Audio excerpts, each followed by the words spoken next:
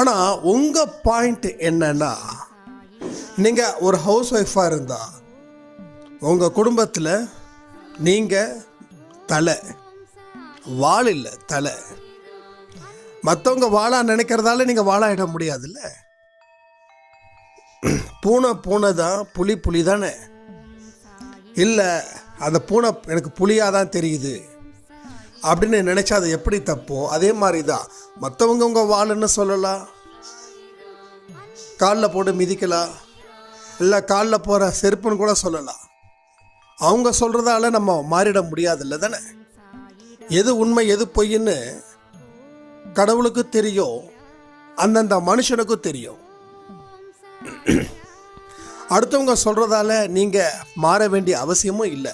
ஆனால் பல மக்கள் அடுத்தவர்கள் என்ன சொல்கிறாங்களோ அதுதான் தான் அப்படின்னு